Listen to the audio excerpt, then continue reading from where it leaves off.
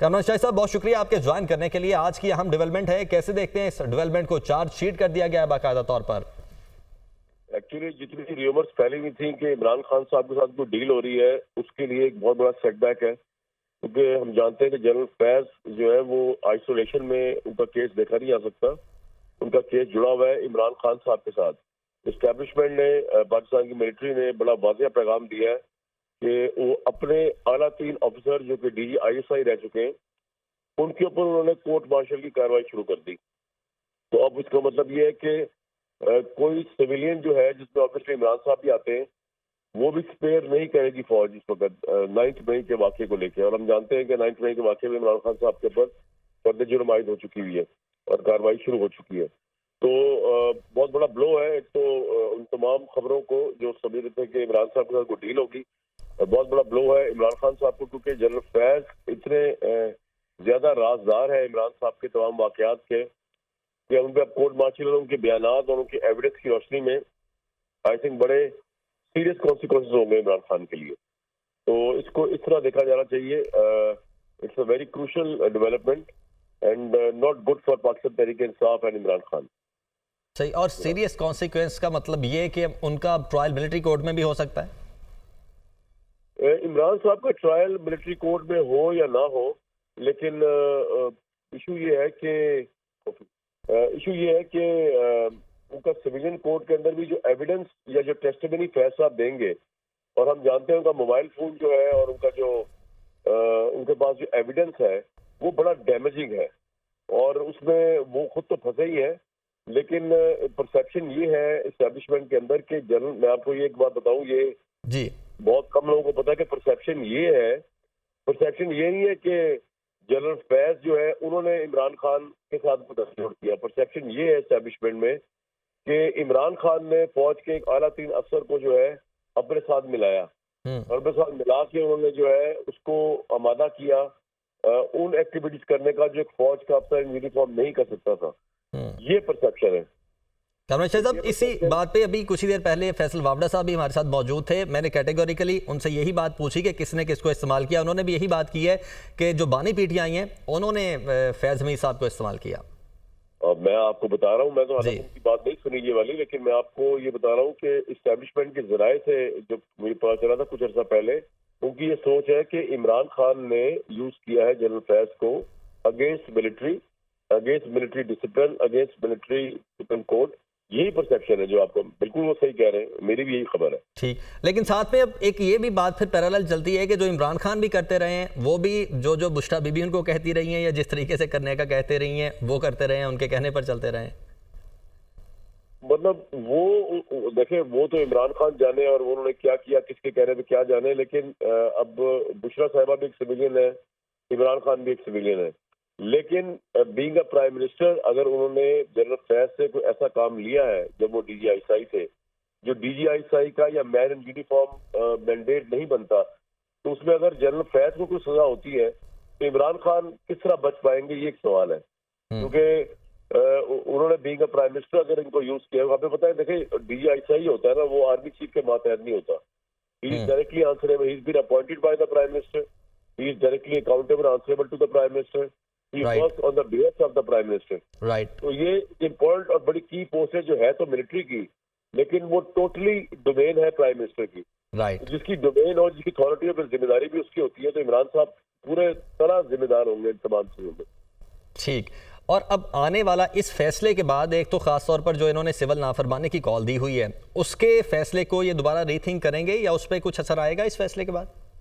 यार भाई, जब सिविल नाफरमानी की तहरीक चलाई थी इमरान साहब ने 2014 के धरनों में, राइट, वो भी बुरी तरह नाकाम हुई थी। बिल्कुल। अब आप देखें ना, सिविल नाफरमानी का मतलब क्या है, वो ये कह रहे हैं कि उनके जो कारकुन है वो बिजली का बिल अदा ना करें। जी, तो बिजली का बिल अदा नहीं करेंगे तो बिजली कट जाएगी, गैस का बिल अदा नहीं करेंगे तो गैस कट जाएगी। तो ये तो एक सेल्फ डिफीटेड अप्रोच है, आउट ऑफ फ्रस्ट्रेशन है। इसका कोई इम्पैक्ट लोगों में भी नहीं होना। जिस तरह लोग नहीं निकले 25 तारीख को, आपके सामने पूरा पंजाब से कोई नहीं निकला। अब देखिए, पंजाब में टोटल पुलिस की जो नफरी है ना, वो 1,70,000 से ऊपर है। यहाँ पर अगर 1 लाख बंदा लाहौर से निकला आता है तो पुलिस के लिए कंट्रोल करना मुश्किल हो जाता, लेकिन निकला ही कोई नहीं। तो पार्टी इंतजार का शिकार है, लोग इंटरेस्टेड नहीं सड़कों पे आने के लिए। तो इमरान साहब ने आउट ऑफ फ्रस्ट्रेशन ये कॉल जो दी है सिविल डिसोबीडियंस की, जो आप कह रहे हैं, उसका कोई फायदा नहीं होना, ना वो इम्प्लीमेंट होनी है। ठीक। और आने वाला अब 1 या 1.5 महीने का जो सिनेरियो है पॉलिटिकल, वो आप क्या देख रहे हैं?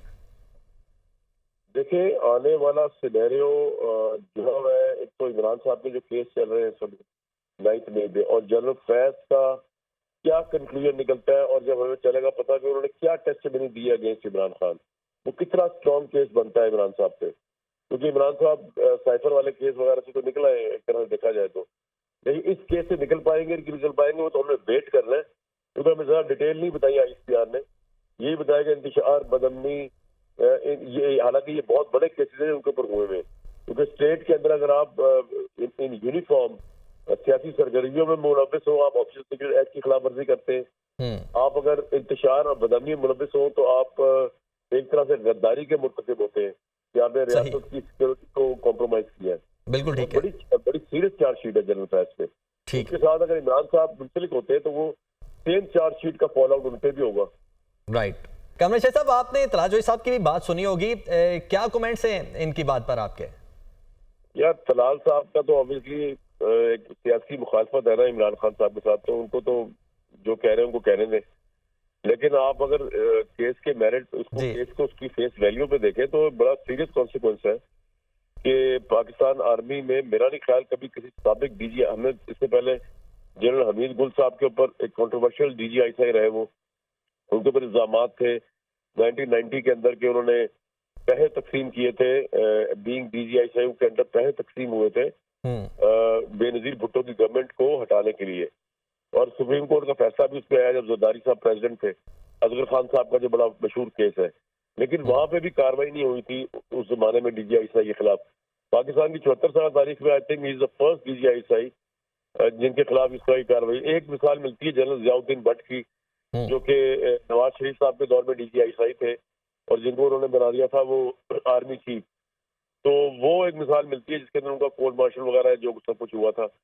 इसके अलावा पाकिस्तानी तारीख में कोई मिसाल मिलती नहीं कि किसी इतने हाई मनसब के ऊपर जो है किसी शख्सियत को जो है इस तरह चार्ज किया गया, उसका फील्ड जनरल कोर्ट मार्शल किया गया हो। तो आपको याद है कि हमने अपने प्रोग्राम से ही जी। फील्ड जनरल कोर्ट मार्शलिंग का हुआ था वो स्टोरी ब्रेक की थी, और उस वक्त भी बताया था कि ये बड़ा सीरियस मामला है जिसके अंदर इनको ये इन्वॉल्व है। फील्ड जनरल कोर्ट मार्शल जो होता है वो एक मेजर जनरल जो है वो उसको कर रहे होते हैं, और जनरल फैज जो है वो अब बुरी तरह घिरे तो है, लेकिन वो साथ साथ इमरान खान साहब को भी लपेट के ले गए। ये ऐसा तो होता है भाई ऐसे कामों में, क्योंकि जनरल फैज जिस वक्त इमरान खान प्राइम मिनिस्टर थे, general Faiz was the key instrument जिनके जरिए वो पॉलिटिकल इंजीनियरिंग करते थे, जिसके जरिए ISI को यूज किया गया MLAs MPs को अपनी मर्जी के खिलाफ वोट डालने के लिए, उनको मैनेज किया गया, उनको घरों से उठाया गया। ये हमारे सामने हुआ है। तो वो उस सब के बेनिफिशियरी करने वाले तो जनरल फैज थे जिन्होंने अपनी ऑफिस को मिसयूज किया। और बानी PTI ने खुद भी कहा कि हमें मुख्तलिफ जगहों पे वोट के लिए ISI की हेल्प लेनी पड़ती थी। जी नहीं, लेनी क्या पड़ती थी, वो तो उन्होंने यूज किया ना DGI को जी। और इमरान खान उसके बेनिफिशियरी थे।